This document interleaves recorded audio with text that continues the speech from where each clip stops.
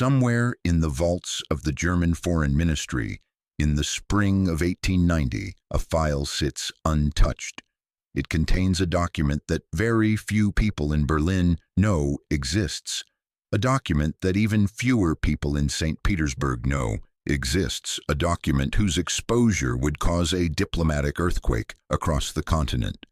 The file is labeled with a date, June 18, 1887, and a name, the Reinsurance Treaty. Inside is the only surviving link between Germany and Russia, the last wire in Bismarck's elaborate system of alliances that has kept Europe at peace for nearly 2 decades. Within weeks, that wire will be cut, and the chain of consequences that follows will help lead the world into the most destructive war in human history. To understand why that wire matters, why its cutting is one of the most consequential diplomatic decisions of the modern era, one must understand what Otto von Bismarck spent the years after German unification trying to do. He had built an empire through 3 wars. He had no intention of destroying it in a 4th. But the empire he built sat in the center of Europe, surrounded by powers that feared it, resented it, or envied it. France, humiliated in 1871 and stripped of Alsace-Lorraine, burned for revenge. Austria-Hungary, excluded from German affairs after 1866, nursed its wounded pride while watching Russian influence expand in the Balkans. Russia, the sleeping giant of the East, wanted access to warm water ports, wanted influence over the Ottoman Empire's Balkan territories, wanted recognition as the dominant power of Eastern Europe. Britain, presiding over its global empire from its island fortress, watched continental rivalries with nervous calculation, ready to intervene if any single power threatened to dominate Europe. Bismarck's nightmare is what military planners call a 2-front war, France attacking from the west while Russia attacks from the east, forcing Germany to split its armies and fight in both directions simultaneously. This is the scenario that gives him sleepless nights. This is the catastrophe he constructs his entire diplomatic system to prevent. The Dreikaiserbund, the League of the 3 Emperors, has been his first great instrument, a loose understanding among Germany, Austria-Hungary, and Russia that they will consult before acting and maintain mutual neutrality in conflicts with third parties. As long as the 3 emperors stand together, France is isolated, unable to find the Eastern ally it needs to dare challenge Germany. But the Dreikaiserbund faces an inherent contradiction that Bismarck cannot resolve. Austria-Hungary and Russia are rival powers in the Balkans, competing for influence over the dying Ottoman Empire's European territories. The Congress of Berlin in 1878, where Bismarck serves as what he calls an honest broker, manages to diffuse one crisis, but it satisfies neither Russia, which feels cheated of the territorial gains it won in war against the Ottomans, nor Austria-Hungary, which fears Russian expansion toward the Adriatic. The Congress of Berlin is worth examining in some detail, because it reveals both the genius and the limits of Bismarck's balancing act. Russia has just fought and won a devastating war against the Ottoman Empire, the Russo-Turkish War of 1877–78. The Treaty of San Stefano, which ended that war, would have created a large Bulgarian state under Russian influence stretching from the Danube to the Aegean, giving Russia extraordinary leverage over the Balkans and threatening the interests of Austria-Hungary and Britain simultaneously. Austria fears a large Russian satellite on its southern border. Britain fears Russian access to warm water through a Bulgarian port on the Aegean. Both demand revision. Germany, which has no direct territorial interests in the Balkans, is asked to mediate. Bismarck brings the great powers together in Berlin in June and July 1878. Over 7 weeks of negotiations, he orchestrates a compromise that produces the Treaty of Berlin, a drastically scaling back the San Stefano settlement. The large Bulgaria envisioned in San Stefano is divided into three parts. Northern Bulgaria becomes an autonomous principality with Russian influence, but nominal Ottoman sovereignty. Southern Bulgaria becomes the province of Eastern Rumelia, under direct Ottoman rule but with a Christian governor. Macedonia is returned fully to the Ottoman Empire. Russia keeps Bessarabia in the west and Batum and Kars in the Caucasus. Meaningful gains from the war, but far less than the San Stefano Treaty provided.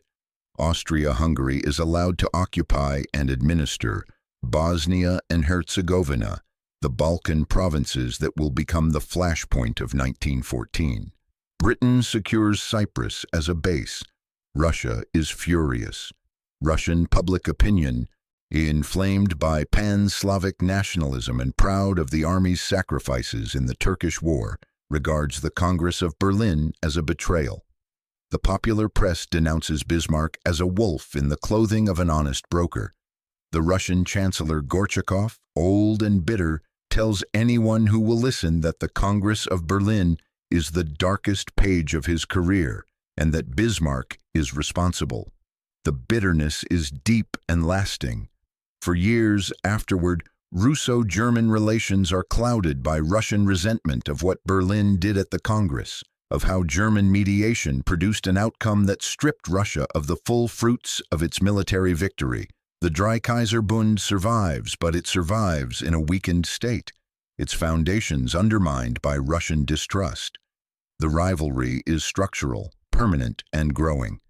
Every Balkan crisis forces Russia and Austria-Hungary toward confrontation and forces Germany to choose between them. Bismarck chooses Austria in 1879, signing the dual alliance that commits Germany to support Austria if Russia attacks. Russia knows about this treaty because Bismarck deliberately tells the Russian ambassador its terms. He wants Russia to understand that it cannot count on German neutrality if it starts a war with Austria, but he also wants Russia to understand that Germany has not become Austria's tool. The Dreikaiserbund collapses in 1887 over Bulgaria. The crisis begins in 1885 when Prince Alexander of Battenberg, a German prince installed on Bulgaria's throne with Russian support, unexpectedly asserts his independence from St. Petersburg. The Tsar is furious. When a coup organized by Russian agents deposes Alexander, Britain opposes the outcome, Austria objects, and the Balkans explode into the kind of multi-sided crisis that Bismarck finds most dangerous. The Dreikaiserbund, which requires all three parties to consult before acting, cannot survive this test. Russia and Austria-Hungary are too directly in conflict over Bulgaria for Germany to stand between them any longer. In the spring of 1887, a Russian diplomat arrives in Berlin with a proposal. Russia wants a new bilateral agreement, a treaty just between Germany and Russia, that will give Russia the assurance of German neutrality it needs, while the Bulgarian crisis continues. Russia is essentially asking Bismarck to balance his Austrian alliance with a Russian one. Bismarck agrees, but he insists on conditions. The treaty must be secret. Its existence cannot be revealed to Austria without destroying the dual alliance that is the cornerstone of German security. The treaty must be limited.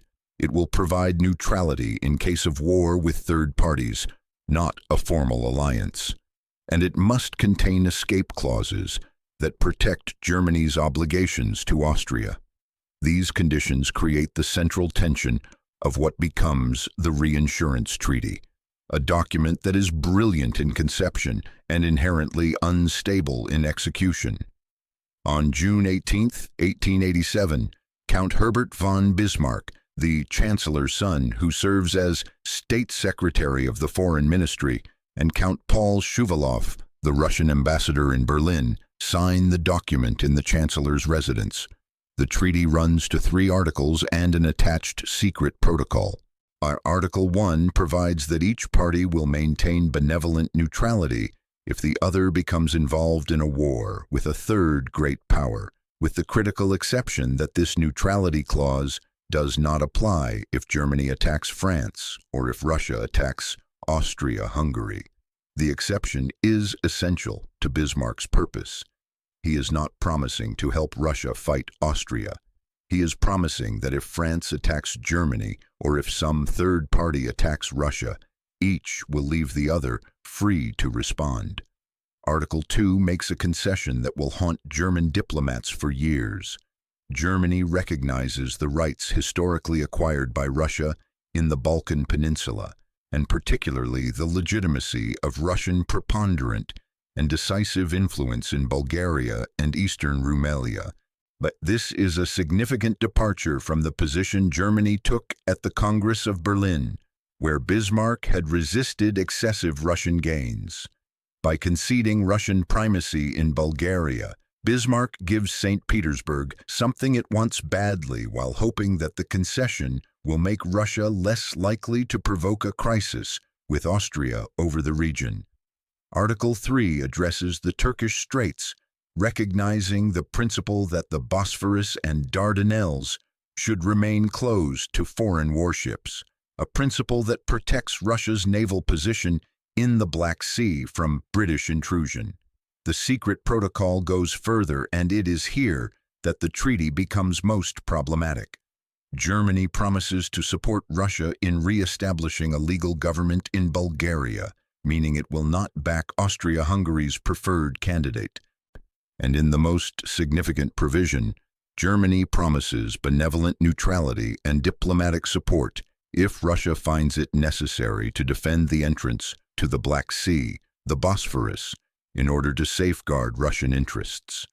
This is a green light for Russia to seize the Turkish Straits if it can do so without British opposition, and it potentially conflicts with Germany's obligations under the dual alliance with Austria, since Austrian interests in the eastern Mediterranean would be threatened by Russian control of the Straits. This is the tension that Bismarck's critics and eventually his successors will identify as proof that the Reinsurance Treaty is a house of cards, a document that promises things to Russia that Germany cannot deliver without breaking its promises to Austria. Bismarck disagrees. He has shown the Russian ambassador the text of the dual alliance with Austria, making clear that the neutrality clause does not apply if Russia attacks Austria. He believes that the two treaties can coexist because the situations they address are different. The dual alliance is about German support for Austria if Russia attacks. The Reinsurance Treaty is about German neutrality if France attacks Germany or some other power attacks Russia. In Bismarck's mind, these are not contradictory scenarios but complementary ones, covering different contingencies and leaving Germany free to manage the space between its two powerful neighbors. The genius of the arrangement in Bismarck's understanding is that it eliminates Russia's incentive to ally with France. As long as Russia has a treaty with Germany, as long as St. Petersburg knows that Berlin will not join France in any war against Russia, Russia has no reason to seek French support. The nightmare scenario, a Franco-Russian alliance that forces Germany to fight on two fronts simultaneously, is prevented not by military strength but by diplomatic reassurance. The Reinsurance Treaty is, at its core, an insurance policy against Bismarck's deepest strategic fear, a backstop that makes French-Russian alignment unnecessary from Russia's perspective. For 3 years, the treaty works. The Bulgarian crisis subsides. The Balkans do not explode into general war. Russia does not pursue the Turkish Straits. France remains diplomatically isolated, unable to find the Eastern partner it needs. Bismarck juggles his contradictory commitments, managing his Austrian alliance and his Russian treaty simultaneously, aware that they contradict each other at the edges, but confident that his personal relationships with the courts of both empires, his understanding of what each power actually wants, and his willingness to keep both in the dark about his full hand will allow him to maintain the balance. The treaty is due to expire on June 27, 1890. Bismarck intends to renew it. Russia, represented by its foreign minister, Nikolai Gyers, very much wants to renew it. There is no Russian desire to allow this stabilizing instrument to lapse, no Russian interest in seeking French partnership if German neutrality can be assured. The renewal should be straightforward. And then, in March 1890, Bismarck is dismissed. Wilhelm II has been Kaiser for 2 years, long enough to have grown exasperated with his chancellor's domineering manner, his secrecy, his insistence on making all decisions himself. The younger men in the foreign ministry, particularly Friedrich von Holstein, the brilliant but paranoid political director who has been Bismarck's subordinate for years, see their opportunity. Holstein has always been troubled by the Reinsurance Treaty's contradictions. He believes it cannot be maintained without eventually forcing a choice between Russia and Austria, a choice that Bismarck has successfully avoided through personal skill, but that no one else possesses the skill to manage. When Bismarck falls, Holstein moves quickly to ensure that the new chancellor, Leo von Caprivi, understands that the treaty should not be renewed. Holstein's arguments are presented to the new Kaiser and chancellor with careful selectivity. He emphasizes the contradictions between the Reinsurance Treaty and the dual alliance with Austria, argues that if the treaty's existence ever became known, it would destroy Germany's credibility with its Austrian partner. He argues that the personal relationships that made the treaty workable under Bismarck do not exist under any other German statesman. He argues, most fatally of all, that Kaiser Wilhelm's personal friendship with Tsar Alexander III makes the treaty unnecessary, that royal solidarity between the two emperors provides a more natural and less complicated basis for Russo-German relations than a written treaty full of contradictions. Wilhelm accepts this reasoning. He is 29 years old. He is confident. He genuinely believes that his personal charm and his imperial majesty will suffice to maintain good relations with Russia without the need for Bismarck's complicated diplomatic machinery. When Russia formally requests the renewal of the Reinsurance Treaty in the spring of 1890, Germany declines. The refusal is politely worded, emphasizing the desire to maintain friendly relations through personal contact rather than written commitments. Gyers, the Russian foreign minister, is stunned. He warns that Russia will have no choice but to seek other arrangements. The German response is essentially a shrug. Word of the non-renewal, though not the treaty's specific contents, spreads through European diplomatic circles within months. The implications are understood immediately by those who follow European affairs carefully. For 20 years, Bismarck's diplomatic genius has kept France isolated, unable to find the Eastern ally it needs. Now that isolation is over. Russia, suddenly without German reassurance, finds itself facing exactly the vulnerability that Bismarck's treaty was designed to prevent. It faces the Austro-German dual alliance to the west without any guarantee of German neutrality. It faces British imperial rivalry in Central Asia and the Middle East. It faces the Triple Alliance, which in 1882 had added Italy to the German-Austrian combination, creating a powerful central bloc surrounded by two powers, France and Russia, who now share a common interest in finding each other. France has been waiting for this moment for 2 decades. Since the defeat of 1871, French diplomacy has had one overriding objective: to break out of the isolation that Bismarck imposed on it, to find an ally powerful enough to make Germany think twice before moving against France again. The obvious partner has always been Russia, but as long as Russia had the Reinsurance Treaty, as long as Russian neutrality was assured by a German agreement, Russia had no reason to accept French advances. Now that calculation changes overnight. Russia is vulnerable, isolated, uncertain of German intentions. France is wealthy, has capital to invest, has the political flexibility to offer loans and partnerships that Russia needs for its military modernization and railway construction. The courtship begins in earnest in 1891. In July of that year, a French naval squadron visits the Russian base at Kronstadt. The reception is extraordinary. Tsar Alexander III, the deeply conservative autocrat who reportedly detests French republicanism and everything it represents, stands bareheaded while the band plays the Marseillaise, the anthem of the revolution that sent his counterpart to the guillotine. The symbolism is unmistakable. Ideology is irrelevant when security interests demand partnership. The Tsar of all the Russias will listen to revolutionary music if that music is played by the ships of a French navy that can help protect him from German power. French capital begins flowing into Russia.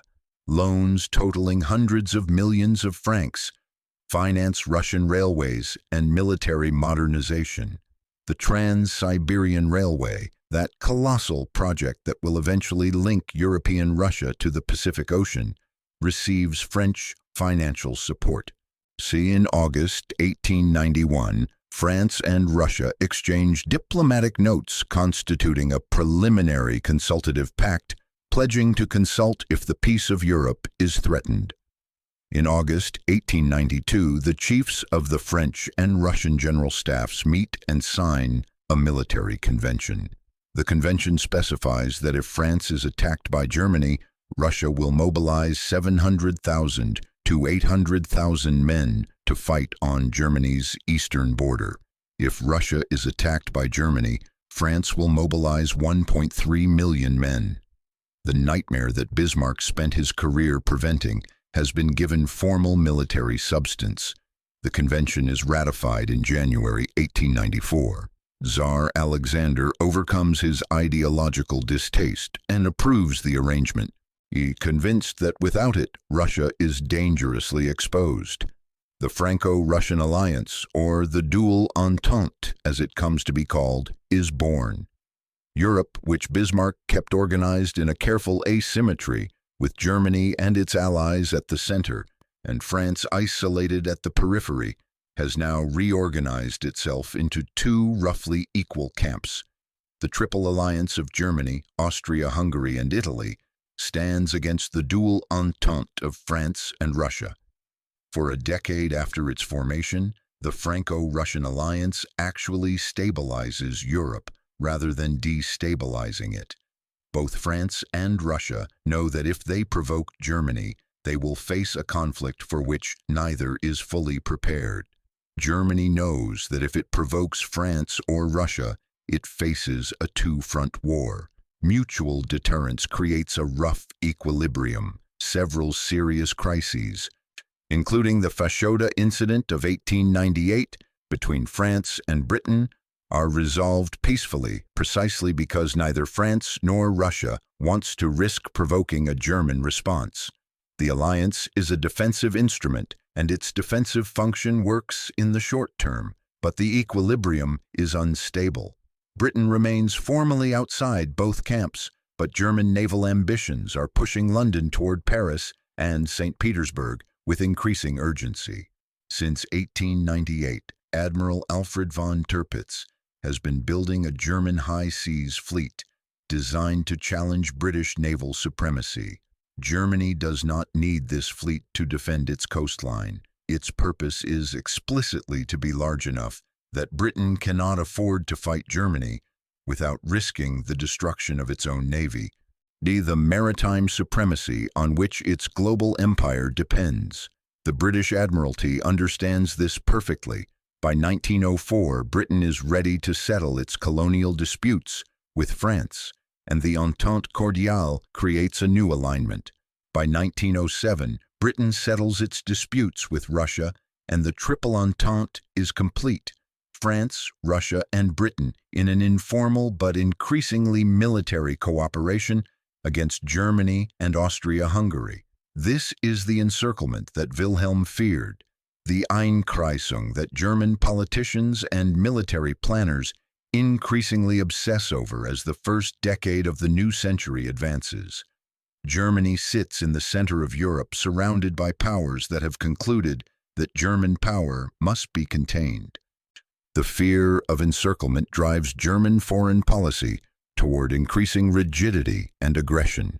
Every crisis in the Balkans, every French colonial move in North Africa, every Russian push toward Ottoman territory becomes a test of German resolve, a situation where retreat means weakness, and weakness invites more pressure. The Moroccan crises of 1905 and 1911, where Germany challenges French influence in North Africa, are partly genuine attempts to expand German influence and partly deliberate provocations designed to test the Entente's cohesion. They fail in both objectives, strengthening rather than weakening the Franco-British relationship. Through all of this, the absence of any equivalent to the Reinsurance Treaty is felt as a structural gap. Germany has no back channel to Russia, no private assurance that Russian interests are understood and respected, no mechanism for preventing Balkan crises from automatically invoking the alliance machinery. When Austria-Hungary moves against Bosnia in 1908, annexing the territories it has administered since the Congress of Berlin, Russia protests furiously and then backs down under German pressure. The humiliation rankles deeply in St. Petersburg. When the Balkan Wars of 1912-13 redraw the map of southeastern Europe, Russia, and Austria, Hungary are on opposite sides of every dispute, and Germany is increasingly locked into unconditional support for its Austrian ally because it has no alternative framework for managing the relationship. By the summer of 1914, the alliance system has become a machine that can transform any local crisis into a continental war. The assassination of Archduke Franz Ferdinand in Sarajevo on June 28 provides the spark. Austria-Hungary's ultimatum to Serbia, Serbia's partial compliance, Austria's declaration of war, Russia's mobilization in support of Serbia, Germany's declaration of war on Russia, France's mobilization under treaty obligation, Germany's invasion of Belgium to knock out France before turning east, Britain's declaration of war to honor its guarantee of Belgian neutrality. The sequence runs to its conclusion in 37 days, each step triggering the next by the logic of treaty obligations and military mobilization schedules. The machine runs itself. No one is fully in control. No one can stop it once it starts. A Britain remains outside both camps, but watches nervously as German naval ambitions grow. The next 15 years will see Britain, too, drawn toward the Franco-Russian side, through the Entente Cordiale of 1904 and the Anglo-Russian Convention of 1907, completing the encirclement of Germany that Bismarck spent his career preventing. In 1896, 6 years after his dismissal, Bismarck reveals the existence of the Reinsurance Treaty to a Hamburg newspaper. The disclosure causes a sensation. Caprivi, his successor, had promised in the Reichstag that there were no secret treaties. The revelation gives that denial the lie. Wilhelm is furious. Bismarck has revealed state secrets. There is talk of prosecution. But the former chancellor is too popular, too iconic, too deeply embedded in German national consciousness to be arrested. And he is right about the significance of what he has revealed. Most historians agree with his own assessment. The failure to renew the Reinsurance Treaty marks the decisive turning point in Russia's movement away from Germany and toward France. It is one of the causes, perhaps the central diplomatic cause, of the war that comes in 1914. The chain of causation runs clearly, even if it is not inevitable. Without the Reinsurance Treaty, Russia seeks French alliance. With French alliance secured, Russia feels confident enough to pursue its interests in the Balkans more aggressively. The Franco-Russian alliance transforms every Balkan crisis into a potential great power confrontation. Since Austria's conflicts with Russia now draw in Germany on one side and France and eventually Britain on the other. The Schlieffen Plan, Germany's military response to the two-front war, Bismarck tried to prevent, calls for a rapid knockout blow against France through Belgium before turning east against Russia. The plan requires violating Belgian neutrality, which Britain has guaranteed since 1839. Britain's guarantee of Belgian neutrality is thus the mechanism by which what begins as an Austro-Serbian quarrel in the summer of 1914 becomes a world war. None of this was inevitable in 1890. The decision not to renew the Reinsurance Treaty was a choice, made by specific men for specific reasons that seemed persuasive at the time. Holstein believed with genuine conviction that the treaty's contradictions made it unsustainable. Caprivi believed with genuine conviction that a cleaner, more transparent alliance system would serve Germany better than Bismarck's complicated webs of overlapping commitments. Wilhelm believed, with the confidence of youth and inexperience, that his personal relationships with monarchs would substitute for diplomatic machinery.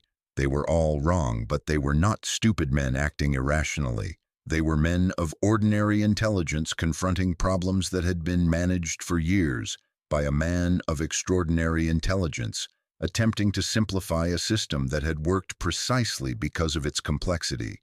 Bismarck himself was under no illusions about what would happen when he was gone. He told a journalist in his final years that one day the great European war would come out of some damned foolish thing in the Balkans. He had spent 20 years ensuring that foolish things in the Balkans stayed local. He had done it through the Reinsurance Treaty, through the Dual Alliance, through the Triple Alliance, through the Mediterranean agreements with Britain and Austria and Italy, through a dozen bilateral understandings and informal assurances that created a web of mutual interests too complex for any single power to unravel by force. The web was imperfect. It contained contradictions, but it worked. And when it was dismantled by men who thought they were simplifying and improving it, they discovered that what appeared to be contradictions and complications were in fact load-bearing elements, parts of the structure whose removal caused the whole to collapse. The Reinsurance Treaty itself is a relatively modest document, 3 articles and a protocol filling a few pages, signed by 2 counts who are neither emperors nor foreign ministers, but senior officials acting on behalf of powers that will not put their names to such a potentially embarrassing instrument. Its contents were never activated, never tested in the way its mechanisms were designed to be tested. Russia never fought France. Germany never had to offer the benevolent neutrality it promised. The treaty was in force for only 3 years before Bismarck's dismissal, and it expired without consequence for the 3 years it operated. In itself, it changed nothing, and yet in potential, in the insurance it provided against the worst outcomes. In the assurance it gave Russia that German neutrality was guaranteed, and French alliance therefore unnecessary, it was everything. It was the linchpin of Bismarck's system, the element that kept Russia in the German orbit and France isolated. Without it, everything else shifted. The careful balance that had kept Europe at peace through a decade of Balkan crises, through the Bulgarian crisis and the Russo-Turkish War, and half a dozen smaller confrontations, became a rigid confrontation between 2 armed blocs, each afraid of the other, each planning to strike first in the war that both increasingly believed was coming. The treaty that could have prevented the First World War was never known to the public during the years it mattered. It was secret when it was signed, secret while it operated, secret when it was allowed to lapse. Its existence became known only through Bismarck's furious posthumous revelation, by which time the Franco-Russian alliance had been in place for 6 years, and the window for preventing the alliance system's worst implications had long closed. The decision that may have mattered most in shaping the catastrophe of 1914 was made in 1890 in a few conversations among German officials who did not fully understand what they were discarding. They were dropping not just a piece of paper, not just a 3-year diplomatic instrument of uncertain legality, but the cornerstone of the peace architecture that Bismarck had spent 20 years building. On July 31, 1914, 24 years after the Reinsurance Treaty lapsed without renewal, Germany declares war on Russia. The two-front war that Bismarck's entire diplomatic system was designed to prevent has arrived, exactly as he predicted it would. The German armies that mobilize in the summer of 1914 follow the Schlieffen Plan, racing west through Belgium to knock out France before turning east against Russia, the precise nightmare that the Reinsurance Treaty was designed to make unnecessary. In the files of the German Foreign Ministry, the original document gathering dust since 1890, perhaps some archivist notices it on that day in late July and understands what it once prevented, what its absence has allowed, what the world might have looked like if one man's diplomatic genius had not been replaced by another man's oversimplification. The war will last 4 years. It will kill 17 million people. It will destroy 3 empires, redraw the map of Europe, and create the conditions for an even more terrible war 20 years later. All this from a foolish thing in the Balkans, the assassination of an Austrian archduke in Sarajevo on June 28, 1914, precisely the kind of local crisis that Bismarck's system was designed to contain. Without the Franco-Russian alliance, Russia has no reason to mobilize over a Balkan incident. Without the Franco-Russian alliance, Germany has no reason to fear a two-front war, and no incentive to strike France through Belgium before Russia can fully mobilize. Without the Franco-Russian alliance, the July crisis of 1914 remains a local Austro-Serbian confrontation, managed and contained as Bismarck managed and contained half a dozen similar crises in his time. The Franco-Russian alliance existed because Germany refused to renew the Reinsurance Treaty. Germany refused to renew the Reinsurance Treaty because Bismarck had been dismissed. Bismarck had been dismissed because Kaiser Wilhelm II could not tolerate sharing power with the man who had built everything he inherited, and so the personal ambitions of a 29-year-old emperor with a withered arm and something to prove set in motion a chain of events that ended with 17 million dead and the world transformed beyond recognition. History rarely offers such clear lines of causation. History rarely allows us to identify with such precision the moment when things could have gone differently, the decision that changed everything, the secret treaty that could have prevented a world war,